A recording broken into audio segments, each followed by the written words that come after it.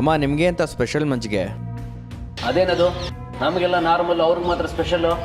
ಅವರೇ ಅಲ್ವಾ ಮಜ್ಜಿಗೆ ತೊಗೊಳಕ್ಕೆ ಕೇಳಿದ್ದು, ಅದಕ್ಕೆ. ಮಜ್ಜಿಗೆ ಕುಡಿಯೋದ್ರಿಂದ ಹೇಗಮ್ಮ ಸಾಯ್ತಾರೆ? ಮದ್ದು ಹಾಕ ಕೇಳಿದ್ದೀನಿ ಮಜ್ಜಿಗೆಗೆ, ಅಂತಿಂತ ಮದ್ದಲ್ಲ.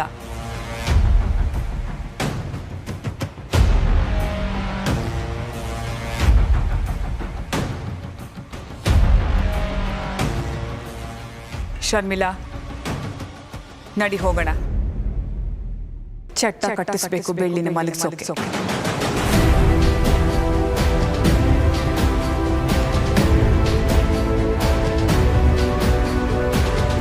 ಮಾವ ಬನ್ನಿ, ದೇವ್ರ ದರ್ಶನ ಮಾಡ್ಕೊಂಡು ಬರೋಣ. ಷಣ್ಮುಖಣ್ಣ ಬನ್ನಿ.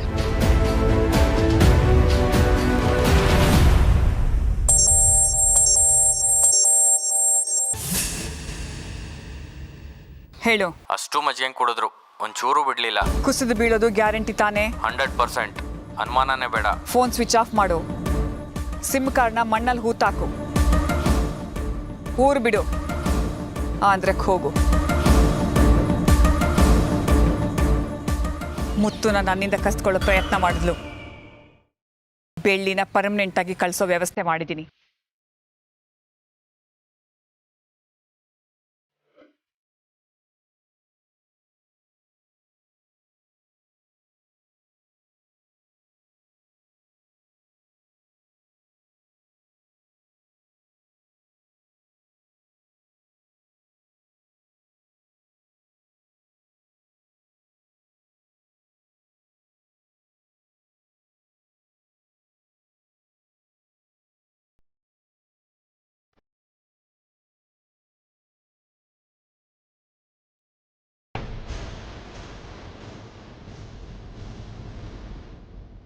ದೇವಸ್ಥಾನಕ್ಕೆ ಬಂದ್ರೆ ಏನೋ ಒಂಥರ ನೆಮ್ಮದಿ, ಮನಸ್ಸಲ್ಲಿರೋ ಭಾರ ಎಲ್ಲ ಕಮ್ಮಿ ಆಗುತ್ತಲ್ಲ. ಮತ್ತೆ ದೇವ್ರ ಮಹಿಮನೆ ಹಾಗೆ ಅಲ್ವಾ ಬಳ್ಳಿ? ಎಲ್ಲೋ ದೇವಳು?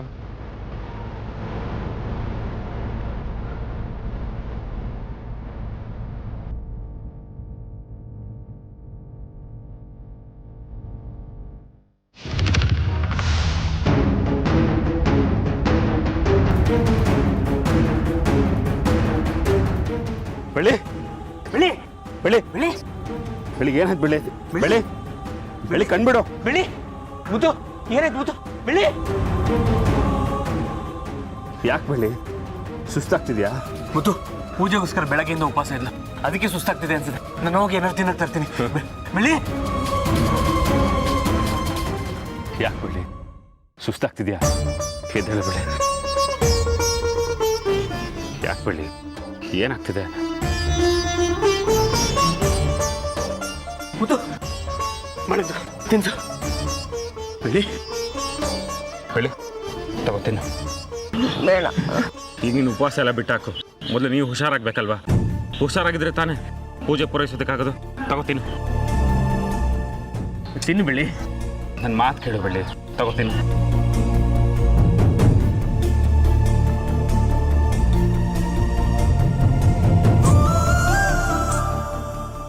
ತಿನ್ನು ಬೆಳಿ. ನನ್ನ ಮಾತು ಕೇಳು ಬೆಳ್ಳಿ, ತಗೋತೀನಿ.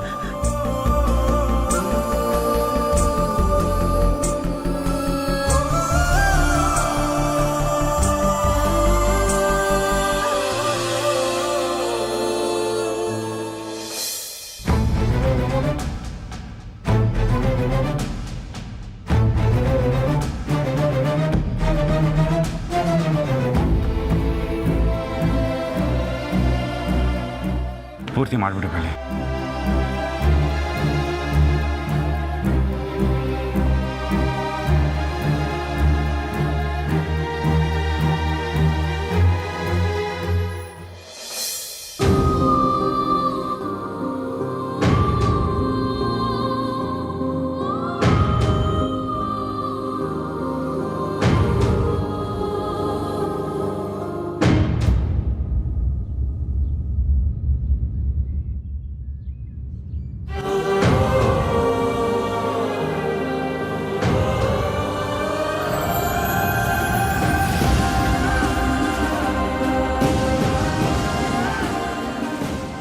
ಷಣ್ಮುಖ, ಏನು ಆಗ್ತಿದೆ ಬೆಳ್ಳಿಗೆ? ದೇವಸ್ಥಾನಕ್ಕೆ ಬರೋದಕ್ಕಿಂತ ಮುಂಚೆ ಚೆನ್ನಾಗೇ ಇದ್ಲು.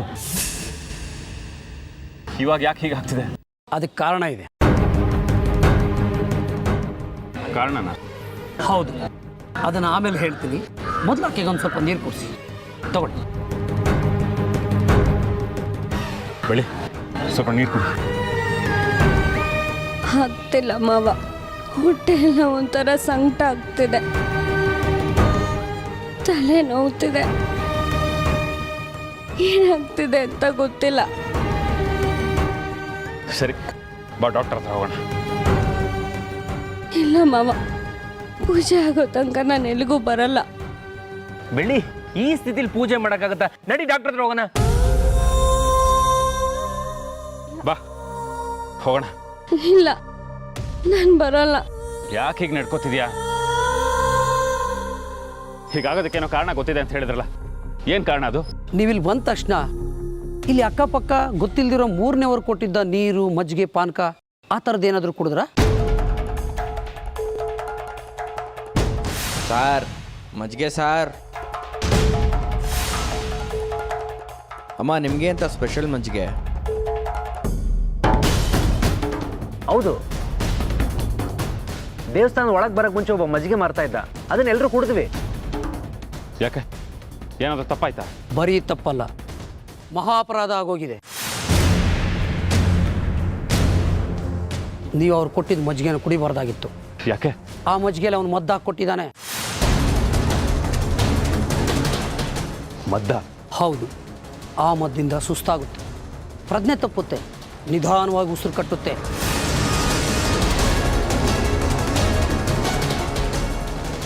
ಬೆಳ್ಳಿ ಬೆಳ್ಳಿ, ಅನ್ನ ಸೇರೋದಿಲ್ಲ, ಸ್ವಲ್ಪ ದಿನ ಆದಮೇಲೆ ಪ್ರಾಣ ಹೋಗುತ್ತೆ.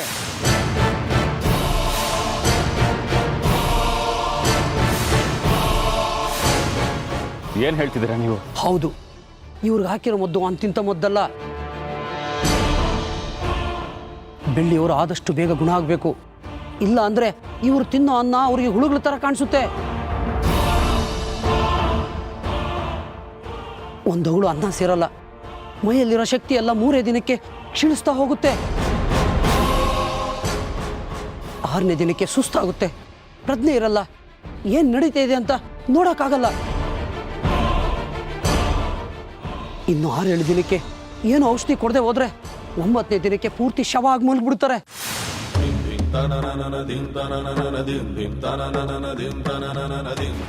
ಆಮೇಲೆ ನೀವು ಯಾವ ಆಸ್ಪತ್ರೆಗೆ ತೋರಿಸಿದ್ರು ಏನು ಪ್ರಯೋಜನ ಆಗೋದಿಲ್ಲ, ಎಷ್ಟೇ ಔಷಧಿ ಕೊಡಿಸಿದ್ರು ಏನು ಉಪಯೋಗಕ್ಕೆ ಬರೋದಿಲ್ಲ. 11ನೇ ದಿನಕ್ಕೆ ಇವರು ಪ್ರಾಣ ಪಕ್ಷಿ ಹಾರಿ ಹೋಗುತ್ತೆ. ಇದನ್ನು ತಪ್ಪಿಸೋದಕ್ಕೆ ಯಾರಿಂದನೂ ಸಾಧ್ಯ ಇಲ್ಲ.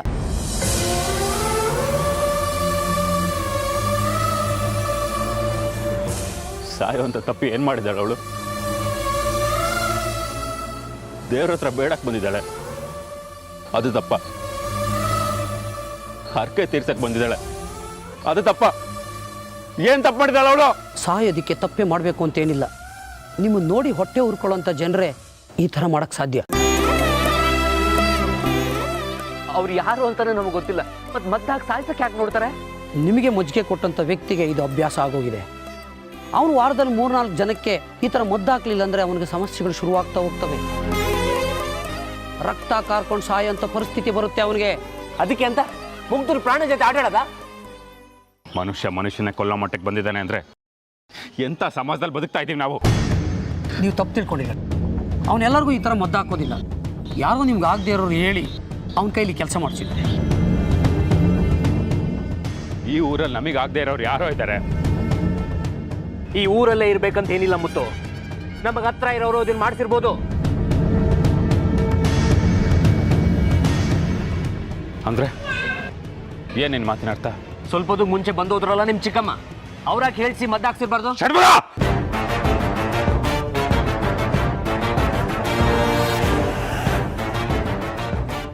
ಇದೇ ಮಾತು ಬೇರೆ ಯಾರಾದ್ರೂ ಹೇಳಿದ್ರೆ ಕತೆ ಬೇರೆ ಇರ್ತಿತ್ತು. ಚಿಕ್ಕಮ್ಮ 1-2 ಮಾತು ಹೇಳ್ತಾರೆ ಕಣ, ಇಷ್ಟಕ್ಕೆ ನಾವು ನಿಜ ಹೇಳಿ ಬರ್ಬೇಕಾಗಿತ್ತು. ಸುಳ್ಳು ಹೇಳಿ ಬಂದಿದ್ದು ನಮ್ಮ ತಪ್ಪು, ಅದಕ್ಕೆ 1-2 ಮಾತು ಹೇಳಿದ್ದಾರೆ. ಹಾಗಂದ್ ಮಾತ್ರಕ್ಕೆ ಇಂಥ ಆರೋಪ ಮಾಡದ? ಬೆಳ್ಳಿಗೆ ಅವ್ರನ್ನ ಬಿಟ್ರೆ ಇನ್ಯಾರು ಮದ್ದಾಕ್ಸಕ್ ಸಾಧ್ಯ? ಚಿಕ್ಕಮ್ಮನ ಬಗ್ಗೆ ಇನ್ನೊಂದು ಮಾತಾಡಬೇಡ. ಒಂದ್ ವೇಳೆ ಮಾಯ ತಪ್ಪು ಮಾಡಿದಾಳೆ ಅಂತ ಹೇಳು ನಂಬಿಡ್ತೀನಿ. ಆದ್ರೆ ಚಿಕ್ಕಮ್ಮ ಸಾಧ್ಯನೇ ಇಲ್ಲ. ಅವ್ರ ಬಗ್ಗೆ ಮಾತಾಡೋ ಯೋಗ್ಯತೆ ನನಗೂ ಇಲ್ಲ, ನಿನ್ಗೂ ಇಲ್ಲ, ತಿಳ್ಕೊ. ಆಗ ಎಲ್ಲ ಅನಾಹುತಕ್ಕೂ ದೇವ್ರನ್ನ ದೂಷಣೆ ಮಾಡೋದು ತಪ್ಪು. ನಿನ್ ದೇವ್ರ ಬಗ್ಗೆ ನಾವು ಮಾತಾಡ್ತಿಲ್ಲಪ್ಪ. ನನ್ನ ತಂಗಿಗಾಗಿರೋ ಪರಿಸ್ಥಿತಿ ಬಗ್ಗೆ ನಾ ಹೇಳ್ತಾ ಇದ್ದೀನಿ. ತಪ್ಪು ಅಂತ ಹೇಳಿದ್ರೆ ಕೂಗಾಡ್ಬಿಡ್ತೀಯ ನೀನು. ನೋಡಿ, ನೀವು ಈ ಥರ ಜಗಳ ಆಡ್ತಾ ಇದ್ರೆ ಬೆಳ್ಳಿ ಪರಿಸ್ಥಿತಿ ತುಂಬ ಕ್ಷೀಣಿಸುತ್ತೆ. ನಿಮ್ಮ ಕೈಯಾರ ಬೆಳ್ಳಿನ ಕಳ್ಕೊಳ್ತೀರಾ? ಇಲ್ಲ, ಬೆಳ್ಳಿಗೆ ಏನೂ ಆಗ್ಬಾರ್ದು. ಅವ್ರನ್ನ ಹೇಗಾದ್ರೂ ಮಾಡಿ ಕಾಪಾಡಬೇಕು. ಅಷ್ಟರಲ್ಲಿ ಬೆಳ್ಳಿ ಜೀವ ಹಾರೋಗಿರುತ್ತೆ.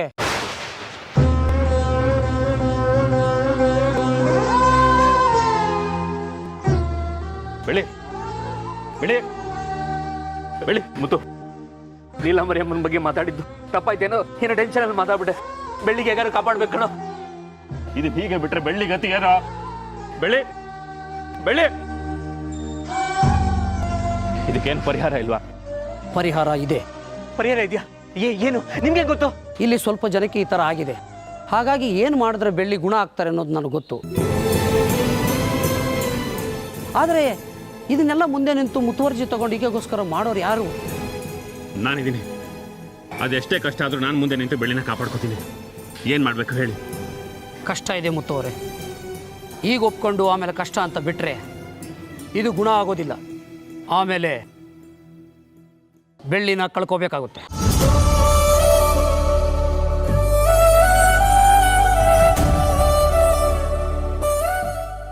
ಇಲ್ಲ, ನಾನು ಪ್ರಾಣ ಕೊಟ್ಟಾದ್ರೂ ಸರಿ, ನಾನು ನನ್ನ ಬೆಳ್ಳಿನ ಕಾಪಾಡ್ಕೋತೀನಿ. ಏನು ಮಾಡಬೇಕು ಅಂತ ಹೇಳಿ? ಹೇಳ್ತೀನಿ, ಆದರೆ ನಾನು ಹೇಳೋ ಒಂದೊಂದು ಮಾತನ್ನು ಪೂರ್ತಿಯಾಗಿ ಕೇಳಿಸ್ಕೊಳ್ಳಿ.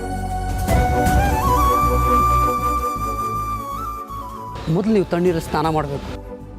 ಮಡಿ ಉಟ್ಕೊಂಡು ದೇವಸ್ಥಾನ ಸುತ್ತ ಅಂಗ ಪ್ರದಕ್ಷಿಣೆ ಹಾಕಬೇಕು. ಅದಾದ ಮೇಲೆ ನಾನೊಂದು ಸಂಜೀವಿನಿ ಸೊಪ್ಪು ಕೊಡ್ತೀನಿ. ಆ ಸೊಪ್ಪನ್ನು ತಮ್ಮ ಕೈಯಾರ ತಾವೇ ಅರ್ದು ಬೆಳ್ಳಿಗೆ ತೀರ್ಥದ ಜೊತೆಗೆ ಕುಡಿಸ್ಬೇಕು. ಇದಾದ ಮೇಲೆ ಬೆಳ್ಳಿ ಸ್ವಲ್ಪ ಎಚ್ಚರ ಆಗ್ತಾರೆ. ಆಕೆನ ಸುಧಾರಿಸ್ಕೊಳಕ್ಕೆ ಬಿಡಬೇಕು. ಆಮೇಲೆ ನೀವು 4 ಮನೆಗೆ ಹೋಗಿ ತಮ್ಮ ಕಷ್ಟನ ಹೇಳಿಕೊಂಡು ಈ ಥರ ಆಗಿದೆ ಅಂತೇಳಿ ಒಂದು ಮುಷ್ಟಿ ಅಕ್ಕಿನ ಬೇಡಬೇಕು. 4 ಮನೆಗೆ ನೀವೇ ಮಡಿ ಇಟ್ಟು ಆ ಅಕ್ಕಿನ ಬೇಡ್ಕೊಂಡು ತರಬೇಕು. ಆ ಅಕ್ಕಿನ ಏನು ಮಾಡಬೇಕು? ಪ್ರಸಾದ ಮಾಡಬೇಕು. ಹೇಗೆ ಮಾಡೋದು? ದೇವಸ್ಥಾನದ ಹಿಂದೆ ಒಂದು ಮಡಕೆ ಇಟ್ಟು ನೀವು ಬೇಡಿ ತಂದಿರೋ ಅಕ್ಕಿನ ಅದರಲ್ಲಿ ಹಾಕಿ ಅನ್ನ ಮಾಡಬೇಕು. ಅನ್ನ ಮಾಡಿದ ನಂತರ ಆ ಪ್ರಸಾದನ ದೇವರಿಗೆ ನೈವೇದ್ಯ ಮಾಡಿಡಬೇಕು. ಅದನ್ನು 4 ಜನರಿಗೆ ಹಂಚಬೇಕು. ನೀವು ಬೇಡ್ಕೊಳ್ಳಾಗೆ ಅವ್ರು ಕೇಳ್ಕೋಬೇಕು. ಇಷ್ಟೆಲ್ಲ ಆದಮೇಲೆ ಅವ್ರ ಆಶೀರ್ವಾದ ಬೆಳ್ಳಿಗೆ ಸಿಗುತ್ತೆ. ಅದಾದ ನಂತರದಲ್ಲಿ ಬೆಳ್ಳಿಗೆ ದೇವರ ತೀರ್ಥ ಕೊಡಿಸಿ ಈ ಪ್ರಸಾದನ ನೀವು ತಿನ್ನಿಸ್ಬೇಕು. ಇದೆಲ್ಲ ಆದಮೇಲೆ ಬೆಳ್ಳಿ ಸಂಪೂರ್ಣ ಗುಣ ಆಗ್ತಾರೆ. ಇಷ್ಟೆಲ್ಲ ಮಾಡಿದ್ರೆ ಗುಣ ಆಗ್ತಾಳಲ್ವಾ? ಆ ದೇವ್ರ ಮೇಲೆ ಆಣೆ, ಖಂಡಿತ ಗುಣ ಆಗ್ತಾರೆ.